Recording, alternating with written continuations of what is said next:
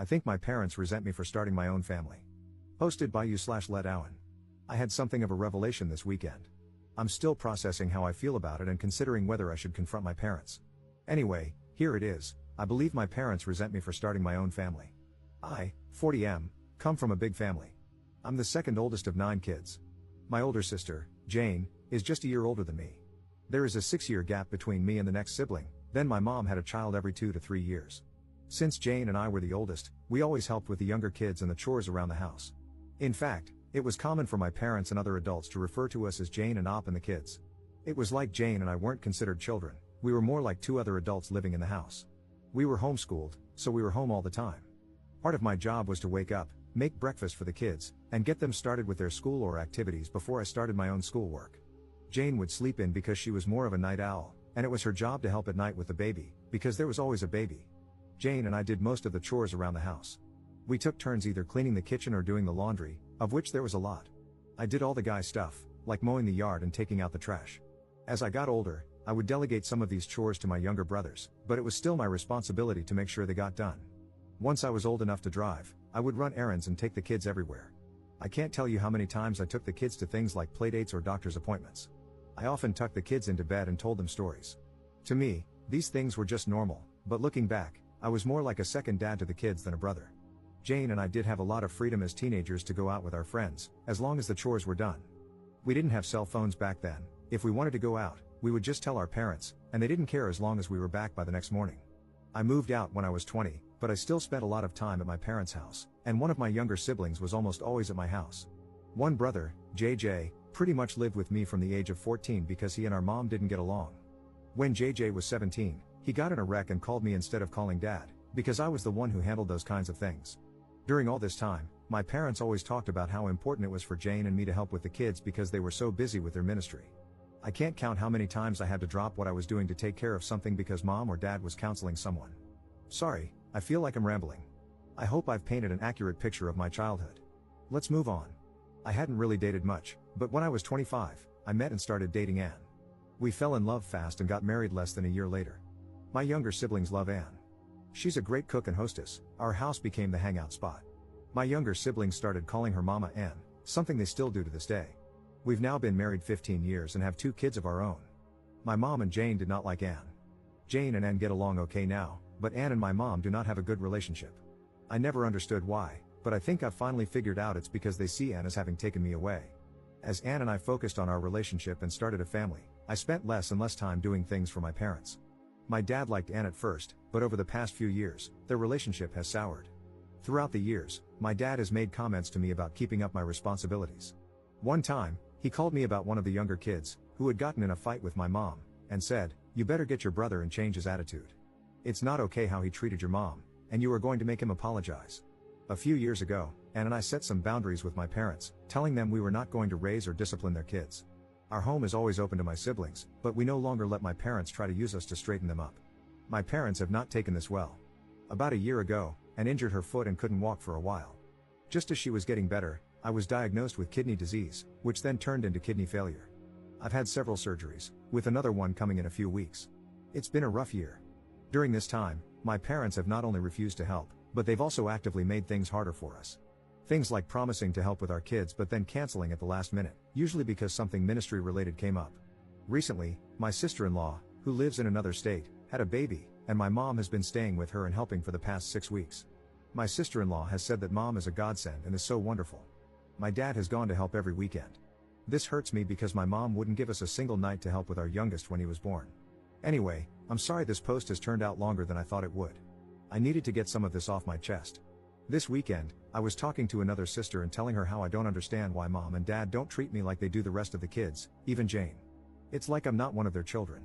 And it just kind of hit me that they resent me for getting married, starting my own family, and leaving them to raise their own kids. Part of me is relieved to finally realize why they treat me like they do, and part of me is sad. I'm kind of scared about this upcoming surgery, and I really wish I had a parent I could talk to about it. But I don't feel like I have parents, just some people I co-parented my siblings with. Update 2 days later. Update, I spoke with my wife, Anne, about it last night. I said something along the lines of, I've realized that my parents resent me for starting my own family and not helping them as much, and that is why they treat me so differently. And I think you've been trying to gently tell me this for years, but I was too dense to get it. We were sitting in bed at the time, and she leaned over, patted me on the head, and said, "You are so pretty." I laughed for like 10 minutes. It was a great emotional release. A lot of you said she sounds wonderful, and she really is. I just can't express how much I love her. About Jane, my older sister. Jane did get married and start a family about 2 years after I did. Jane and I had a falling out and didn't speak for several years, but we're okay now, just not very close. Our falling out was more about religion than anything. She is very religious, like my parents, while I am not. I am religious, and we attend church, but it's not our whole life like it is for my parents and Jane. Younger siblings, the youngest is 22, so they are all adults now. The second youngest passed away several years ago, so there are 8 of us now. I am very close with all my younger siblings. They still come to hang out at my house all the time, and they are all great aunts and uncles to my kids. All of them, including Jane, are upset with how my parents treated me this past year. Help with my kids. While I am disappointed in my parents for not helping, I do not need their help. Anne and I have close friends, plus we both have siblings who help. Anne's parents live far away, but they help when they can. We really are okay and feel very blessed and loved with all the help we have received.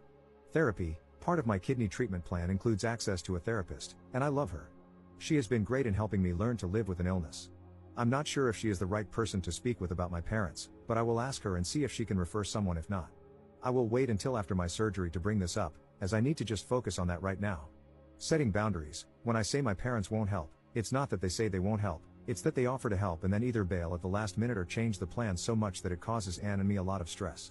A few months ago, Anne was sick, and my mother offered to pick our kids up from school. It's a long story, but she kept changing things and making it very complicated. My youngest ended up being left alone for a little while, and he got scared. After that, I had a harsh talk with my parents and told them how disappointed I was in them and how I needed to focus on my health, but they were making things worse. I told them they are not allowed to take my kids anywhere, they are not allowed to just drop by my house, and, in fact, they are not even allowed to offer to help, because my mom doesn't take no for an answer and will nag until she wears me down. My parents were mad about this, but all 7 of my siblings took my side and rallied around me, so my parents have respected it so far.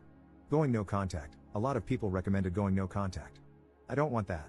I still love my parents, even though they have not been great parents. My kids love them too, and I don't want to take that away.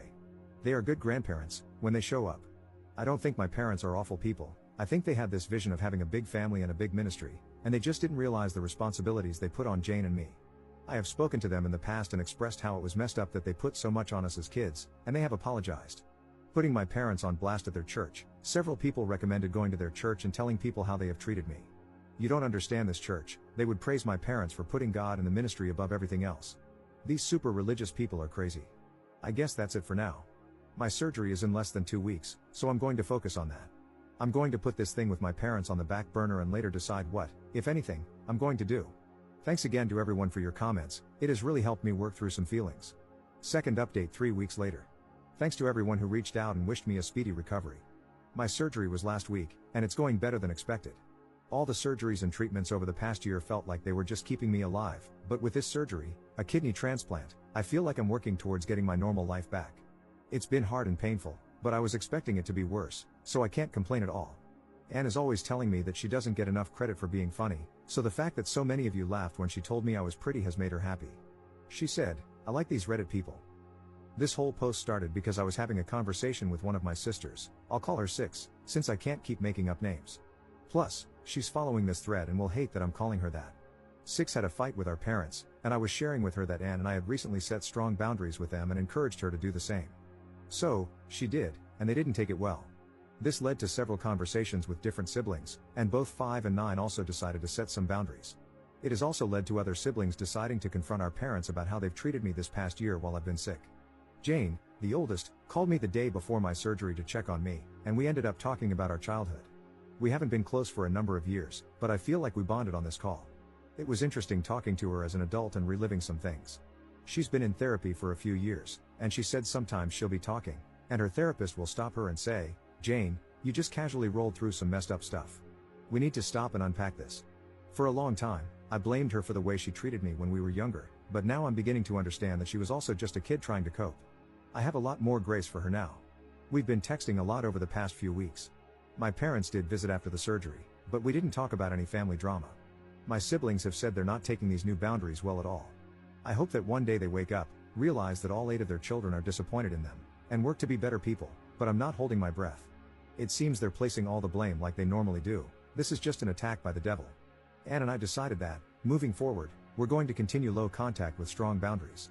With such a large family, going no contact would be hard and create a lot of awkward situations where we'd still have to see them. We've also talked to our kids, and they've both expressed that they want to have a relationship with their grandparents. While I don't expect my parents to change, I do believe they'll respect our boundaries.